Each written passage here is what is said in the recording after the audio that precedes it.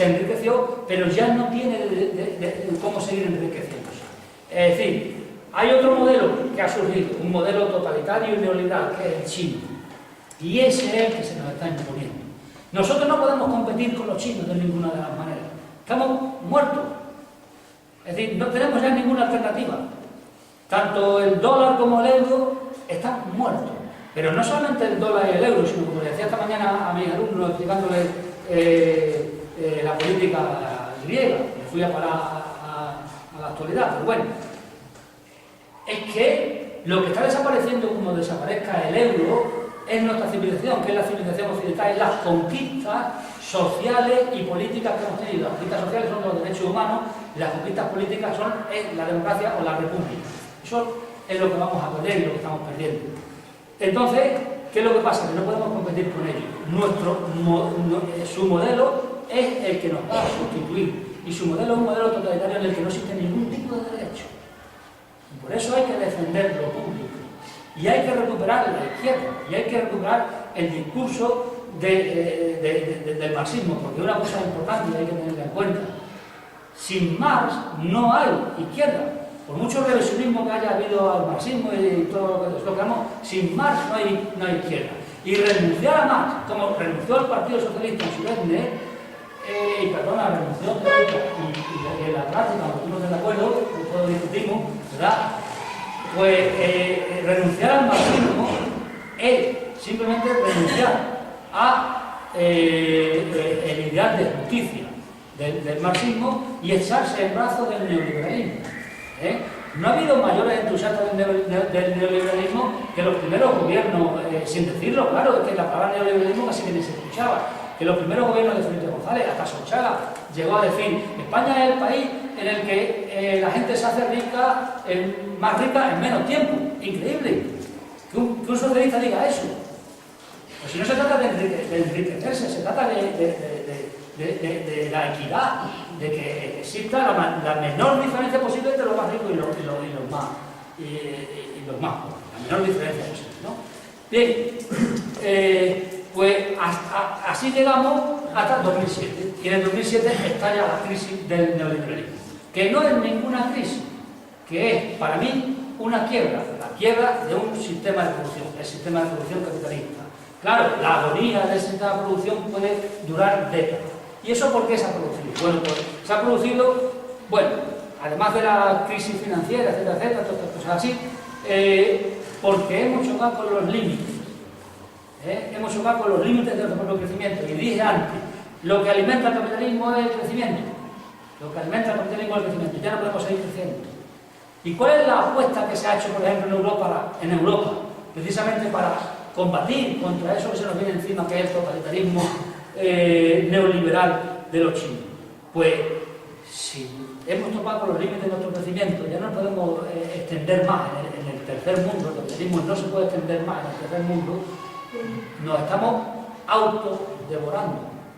Es decir, el capitalismo o el mercado en Europa y en Estados Unidos lo que está haciendo, sobre todo en Europa, que era el modelo, digamos, del estado de bienestar más sólido, lo que está haciendo es devorar ese estado de bienestar, es decir, construir del estado de bienestar un negocio, dicho de otra manera, construir de la educación, de la sanidad y de la justicia, por ejemplo, tres pilares importantes, un auténtico negocio. Y eso es eliminar totalmente el estado de bienestar y eliminar el Estado, y convertir el Estado en un estado de seguridad. Solo la seguridad, solo el ejército. Y para que impere el miedo. Es decir, es el fascismo económico que ya ha llegado hace tiempo, que se ha convertido y se está convirtiendo progresivamente, sin darnos ni cuenta, en fascismo político. Por eso no hay alternancia, ni debe haber alternancia. Por eso no se puede, Rubalcaba no puede pedir la dimisión del presidente del gobierno, ni esperar que dimita para que haya alternancia y que el PSOE vuelva a gobernar. No se trata de eso. Se trata de que hay que refundar el sistema desde abajo, con sus imperfecciones, porque la democracia, una de las características que tiene, que no dije antes, es que es un gobierno imperfecto y perfectible. Imperfecto significa que tiene imperfecciones, y perfectible significa que debemos perfeccionarlo, porque si no lo perfeccionamos, lo que nos ocurre es que se viene abajo, como se nos ha venido abajo en España. Y ahora paso al tema de España, brevemente, porque claro, esa es la crisis en la que estamos metidos tanto España como el resto de Europa, o el resto del mundo, fundamentalmente el resto de Europa, ¿no? El caso de España simplemente tiene su cuestión subgénero, ¿no? Que nuestra democracia es muy joven y que tiene unos orígenes muy particulares y que ha habido una gestión concreta, ¿eh? Es lo que voy a decir ahora, que es lo que nos tiene que llevar, por tanto, a una nueva constitución. Bien, lo que ocurre en España es que muere Franco, y Franco había dejado puesto a un heredero de la corona como, digamos, el sucesor, ¿no? Un dictador, el sucesor, y nombra a un sucesor que es nuestro actual rey.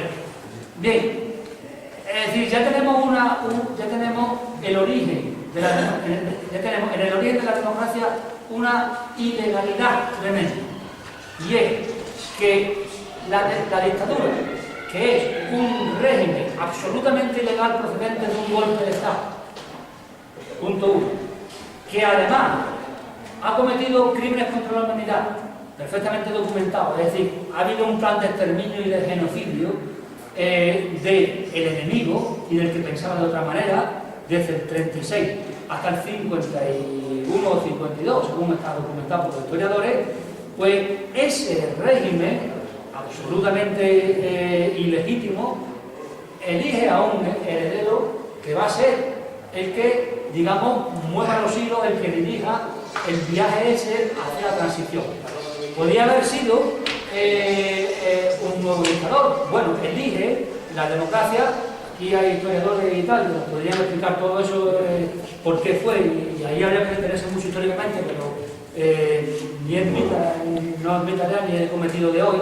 El caso es que, bajo la dirección del rey de España, que procede de Franco, y de Adolfo Suárez, que también procede del aparato del gobierno, del aparato de poder del franquismo, se dirige un proceso hacia la democracia, porque Juan Carlos I apuesta por la democracia y vale.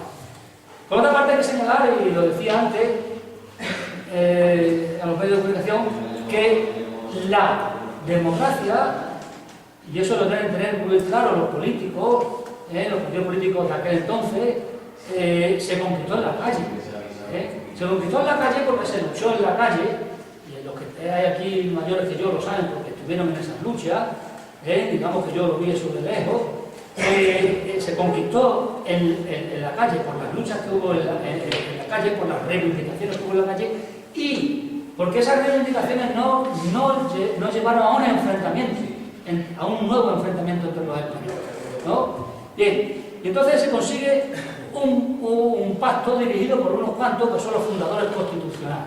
Claro, que esos cuantos van a preservar en la Constitución los poderes que procedían del franquismo, ¿no? Preservan los poderes digamos, del ejército en la figura del rey, que es el Estado, de los ejércitos, etc.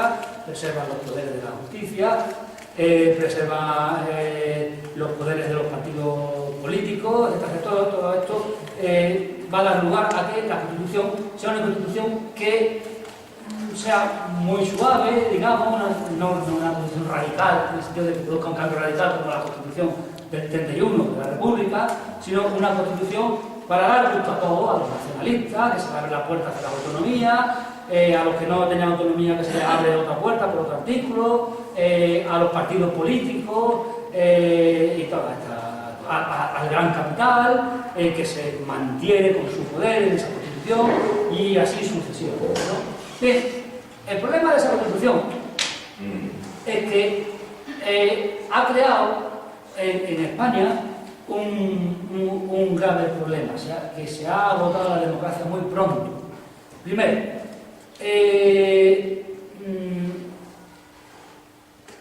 se declara como aconfesional, pero mantiene en un artículo 16.3 una vía para la Iglesia que aún seguimos manteniendo. Es decir, el Estado sigue manteniendo a la Iglesia Católica en un Estado aconfesional, lo cual es una incongruencia total, una contradicción.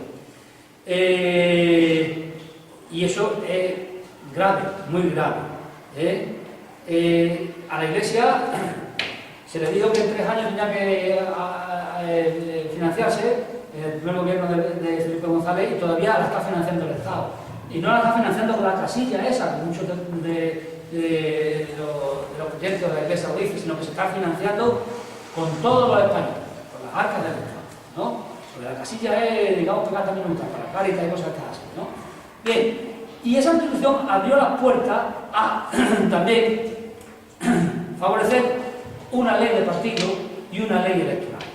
Esa ley de partido hizo posible el bipartidismo, y esa ley electoral hizo posible el bipartidismo, y hizo posible también que los partidos nacionalistas tuviesen una representación en el Estado, de tal manera, en el gobierno del Estado, de tal manera que en muchas ocasiones, unas veces con el PSOE y otras veces con el Partido Popular, han sido gobiernos autonómicos los que han secuestrado la política del Estado.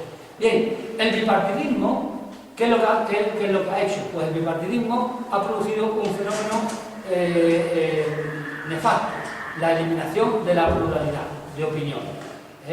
Esa eliminación de opiniones ha dado lugar a que, como el modelo imperante, que se llamó el pensamiento único, fuese el neoliberalismo, pues ambos partidos, salvo diferencias en algunas políticas sociales, digamos en políticas de marketing electoral y tal, pues sean exactamente iguales, ¿no? Es decir, afirmen el capitalismo como única vía de desarrollo, ¿no? Y apuesten por esa Europa, que es una Europa del mercado, no una Europa política, y esa Europa, si no se hace una Europa política, se va a hundir, punto. Con el euro, está claro, la política es lo que puede dar el cemento que es una Europa, no va a ser el euro la está separando, está claro. El euro nos está separando a unos de otros. Es la política la que nos tiene que unir. Bien, pues ese bipartidismo al final creó dos cosas, y el gobierno de los nacionalistas creó la apatía de los ciudadanos. ¿Por qué? Porque no se sentían ya representados. Ahí empezaron a no sentirse representados. Pero todo iba muy bien. Todo iba muy bien porque había crecimiento mundial, había crecimiento en España. Había habido una política, que no se puede negar, una política del PSOE, una política social, de universalización de la sanidad, de universalización de la justicia, de universalización del sistema de enseñanza, etcétera, etcétera, cada cual con sus inconvenientes, pero se hizo, y eso hay que señalarlo, y es muy importante. A pesar de que se hizo, yo sigo ahí a Vicente Navarro en su libro del 2002 y predicado en el 2007 con nuevos datos, en el 2010 con nuevos datos, el estado de bienestar insuficiente en España. Es decir, el Partido Socialista creó un estado de bienestar, eso es cierto, y hay que agradecerlo, y hay que asumir, y hay que asumirlo no, hay que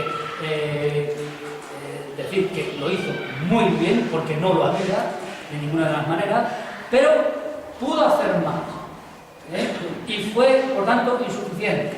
Y por eso, durante esa época, estábamos en la cola de los 15 países más desarrollados de Europa, y hoy en día seguimos a la cola.